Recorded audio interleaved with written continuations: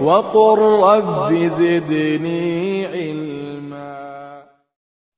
Notez que la ilaha illallah, laha shurut. Il y en a, ils ont dit 7, il y en a, ils ont dit 8. D'accord? Car, comme on avait dit, que la ilaha illallah, c'est la clé du paradis et chaque clé, il faut une dent. D'accord? Et ces conditions-là, ce sont les dents de la clé de la ilaha illallah. Donc, et chaque condition, il y a des délits. Hein? Chaque condition, il y a des. C'est pas quelque chose ou quelqu'un qui a pris ça de n'importe où. Donc, pour que ta parole de la ilaha illallah, mon frère et ma soeur, elle soit correcte, il faut remplir ces conditions-là. Le premier, c'est al-ilmu, comme les savants ils ont dit, la science. C'est-à-dire comprendre et connaître le sens de cette parole noble. Vous avez compris ça? Al-ilmu, le premier, c'est la science. Connaître le sens de cette parole. Le sens correct, authentique qu'on a vu la semaine dernière, qui veut dire il n'y a pas d'autre divinité digne d'être adorée autre qu'Allah. Parce que si tu ne connais pas le vrai sens, bah, tu ne vas pas pouvoir le pratiquer correctement. Il faut déjà connaître la bonne signification. Donc, cela qui est l'opposé de l'ignorance. C'est l'opposé de l'ignorance. Tu ne dois pas ignorer le sens de cette parole. Donc, la première condition, c'est al-ilm, la science, qui est l'opposé de l'ignorance. Tu dois connaître le sens et la signification de cette parole. Qu'est-ce qu'elle veut dire? C'est quoi le sens? Qu'est-ce que cette parole veut dire? Qu'est-ce que cette parole exige de toi? C'est très important. Allah Azza wa Jalla, il nous dit dans la sourate 47, verset 19. فاعلم أنه لا إله إلا الله. Allah a dit, Mohammed, sache qu'il n'y a pas d'autre divinité digne d'être adorée autre qu'Allah Azza wa Jalla. Sache-le, comprends le sens. Fa'alam, sache-le, apprends-le, qu'il n'y a pas d'autre divinité digne d'être adorée autre qu'Allah. Donc ça, c'est une condition, il faut connaître le sens. Et le sens, il n'est pas difficile. Si tu l'apprends, tu vas le connaître. Il y a un hadith qui a été rapporté, d'accord, dans Muslim, numéro 26. Il y a un hadith qui a été rapporté dans Muslim, numéro 26. Un hadith de Uthman ibn Affan. Là, on est toujours dans la première condition. Dans Muslim, numéro 26. Un hadith de Uthman ibn Affan.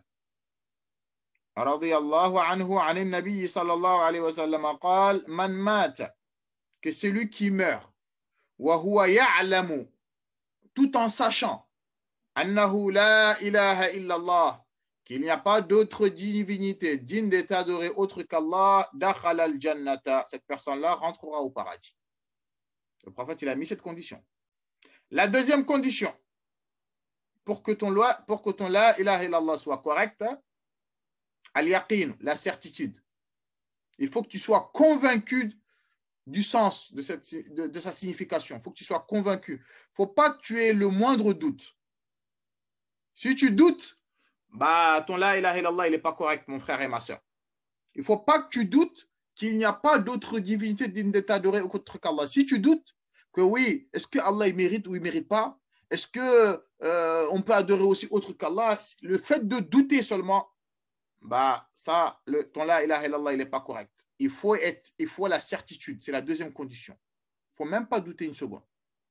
Donc, la certitude, c'est l'opposé du doute. On a vu que la science, c'est l'opposé de l'ignorance. Et la certitude, c'est l'opposé du doute. Il ne faut pas douter du sens, de la signification et des exigences de cette parole. Si tu doutes, bah, ton la ilaha illallah, il ne sert à rien du tout. C'est clair ça ou pas? Il y a un hadith qui a été rapporté dans Muslim, numéro 31. Un hadith d'Abu Huraira, radiyallahu anhu, dans Muslim, numéro 31. عن النبي صلى الله عليه وسلم قال, que le prophète sallallahu alayhi wa sallam, il a dit à Abu Huraira, idhab. Il lui a donné ses chaussures dans un hadith, il lui a donné sa chaussure pour que les gens ils le croient. Il a dit, tiens, va avec ma chaussure. فمن لقيت وراء هذا الحائط, et toute personne que tu vas rencontrer derrière ce mur-là, d'accord, va, et toute personne que tu vas rencontrer derrière le mur-là, yashhadu an la ilaha illallah, et que cette personne atteste qu'il n'y a pas d'autre divinité digne d'être adorée autre qu'Allah, mustayqinan biha qalbuhu, en ayant la certitude dans son cœur. Fabashirhu bil jannah. Le prophète il a dit, annonce-lui la bonne nouvelle qui rentrera au paradis. Allah Azza wa Jalla, il nous dit dans la sourate 49, verset 15. إنما المؤمنون الذين آمنوا بالله ورسوله ثم لم يرتابوا. Allah Azza wa Jalla, il a dit, innama al-mu'minuna. Écoutez bien ce qu'Allah Azza wa Jalla, il a dit, les vrais croyants. Alladhina amanu billah. C'est ceux qui ont cru en Allah wa rasulihi et à son messager. Thumma lam yartabu. Et ensuite, ils n'ont pas douté. Al-irtab, c'est le fait de douter. Allah il a dit, thumma lam yartabu, mais ils n'ont pas douté. Troisième condition. La troisième condition, ce qu'on appelle al-qaboul, l'acceptation. La troisième condition, l'acceptation, qui est l'opposé du refus. Car les kuffars de Quraysh, Allah Azza wa Jalla, il nous dit dans la sourate 37, verset 22, notez. إنهم كانوا إذا قيل لهم لا إله إلا الله يستكبرون ويقولون أئنا لتاركو آلهتنا لشاعر مجنون. Allah Azza wa Jalla, il a dit, écoutez bien, إنهم كانوا إذا قيل لهم لا إله إلا الله يستكبرون ويقولون أئنا لتاركو آلهتنا لشاعر مجنون. Allahu Akbar.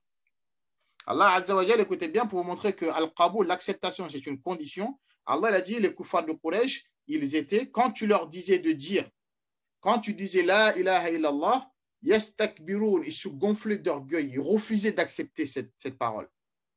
Et ils disaient, wa yaquluna a'inna la tariku alihatina, est-ce que nous on va délaisser nos divinités, les sha'irim majnoun, pour un poète fou qui est Muhammad? On va délaisser nos divinités pour un poète qui dit de dire la ilaha illallah et se gonfler d'orgueil. Il dit, nous on ne le fait pas, on n'accepte pas.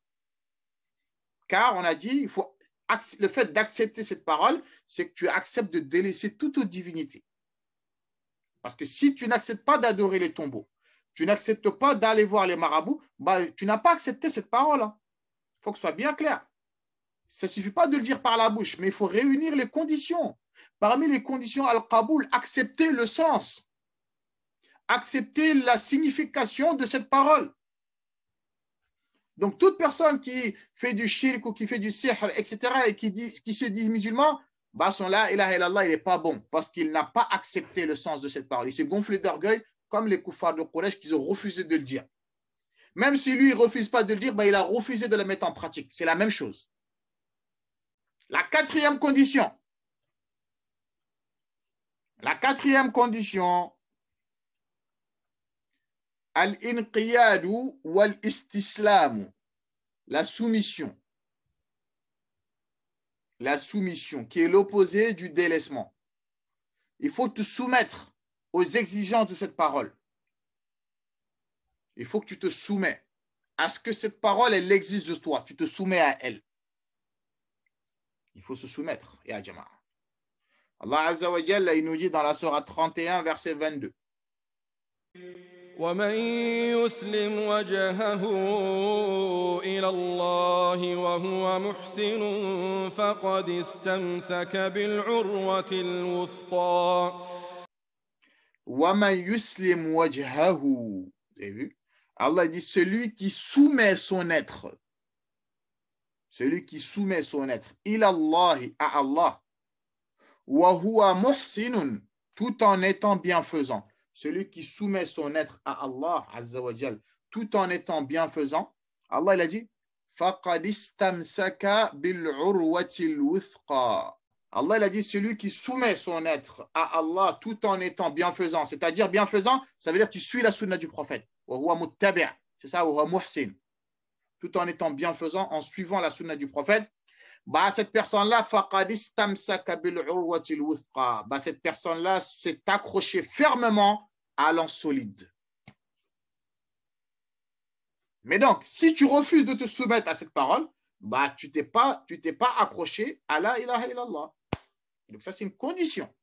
Il faut se soumettre. Ce que cette parole, elle exige, ce qu'elle te dit de délaisser, bah, tu dois l'accepter et tu dois te soumettre